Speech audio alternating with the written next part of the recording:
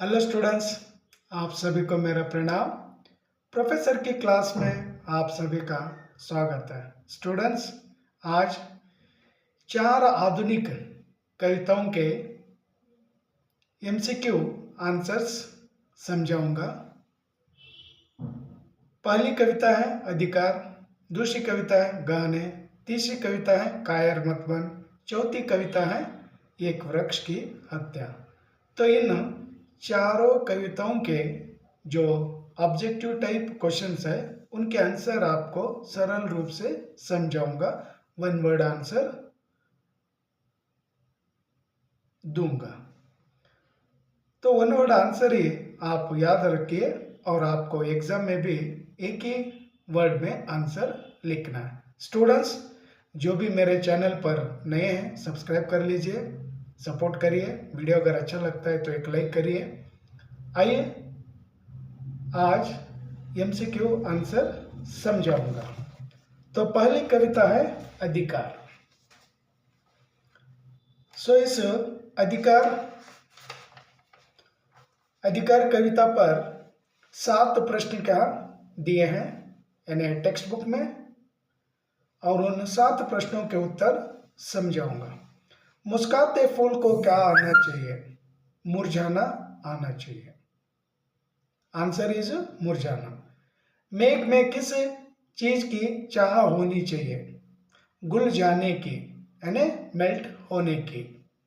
आंखों की सुंदरता किससे बढ़ती है? मोती रूपी आंसुओं से। प्राणों की सार्थकता किस में है? पीड़ा में, बेसुध पीड़ा। कवित्री को किसकी चाह नहीं है? दुख के साथ रहने की चाह नहीं है। देन कवित्री किस अधिकार की बात कर रही है? मिटने की। 7th वन, परमात्मा की करुणा से कवित्री को क्या मिला? अमरों का लोक। Then second poem that is ಗಹನೆ.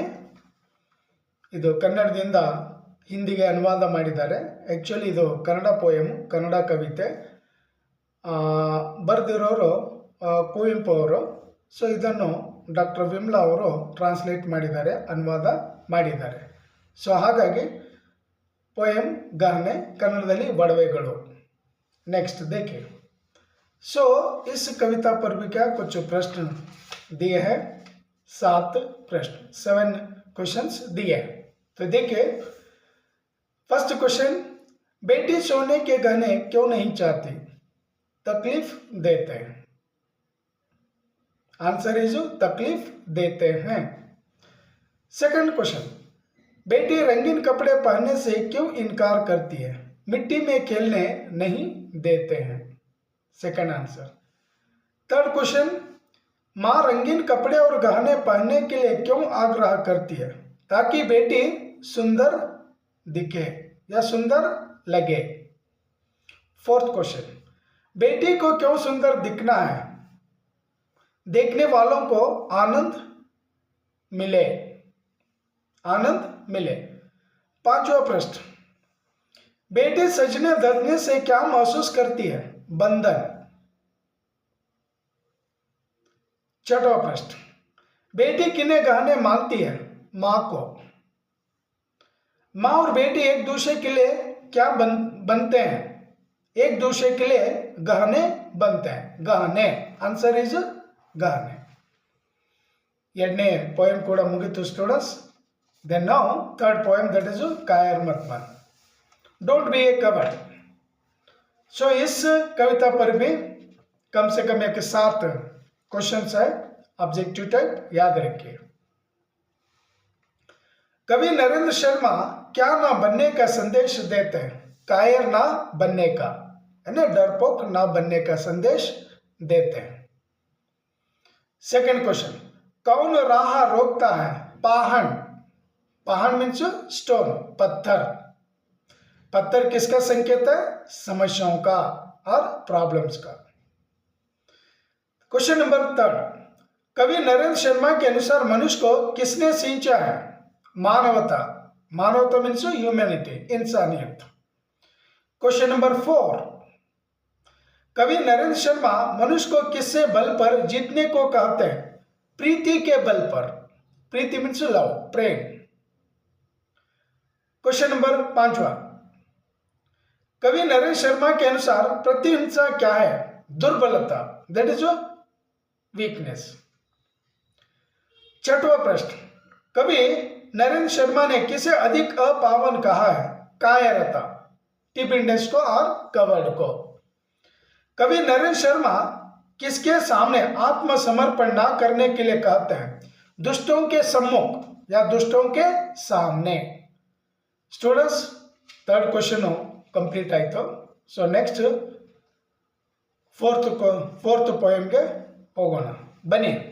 एक वृक्ष की हत्या, किलिंग अ ट्री, यानी पेड़ को क्या काटना, और इसके कवि कौन है? कुंवर नारायण। सो इस कविता पर भी 7 क्वेश्चंस दिए। फर्स्ट क्वेश्चन, कवि ने बूढ़ा चौकीदार किसे कहा है? वृक्ष को, यानी पेड़ को। वृक्ष का शरीर किससे बना है?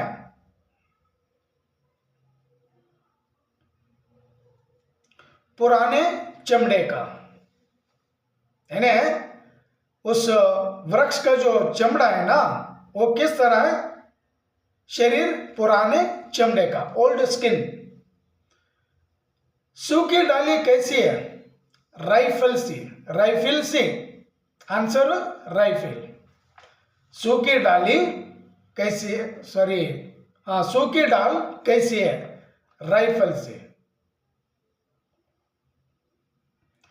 देन 4th वन, वृक्ष की पगड़ी कैसी है? फूल पत्तीदार। क्वेश्चन आंसर इज फूल पत्तीदार। 5th क्वेश्चन, देश को किससे बचाना है? देश के दुश्मनों से। क्वेश्चन नंबर 6, हवा को हवा को क्या हो जाने से बचाना है? धुआं, धुआं। 7th वन, जंगल को क्या हो जाने से बचाना है? मरुथल। यानी इस तरह से कुल मिलाकर 7 7 14, 14 + 14 28, यानी 4 कविताओं पर कुल मिलाकर 28 क्वेश्चन है। 28 आंसर आपको समझाऊं। स्टूडेंट, खास करके आप जो है 2nd पीयूसी के स्टूडेंट, डेली आप लोग कम से कम हिंदी सब्जेक्ट को कम से कम 1 आवर 2 आवर्स आप टाइम दीजिए और डेली आप लोग पढ़ते रहिए। और आप जानते हैं एग्जाम में अगर अच्छे मार्क्स अगर लेना है तो आपके पास राइटिंग स्किल होना बहुत ही जरूरी है। कुछ स्टूडेंट समझ पाते हैं और बोल भी पाते हैं हिंदी लैंग्वेज, लेकिन उन्हें लिखने के लिए दिक्कत होती है, और इसलिए डेली घर पर आप लिखने का अभ्यास करिए और लिखने का प्रैक्टिस करिए। अगर निरंतर आप प्रैक्टिस करेंगे तो आप एग्जाम में सफल हो जाएंगे, अच्छा सा रिजल्ट आपको मिलेगा। तो स्टूडेंट्स, आज का वीडियो यहीं पर समाप्त करूंगा और फिर आपसे मुलाकात होगी। सपोर्ट करिए, सब्सक्राइब करना ना भूलिए।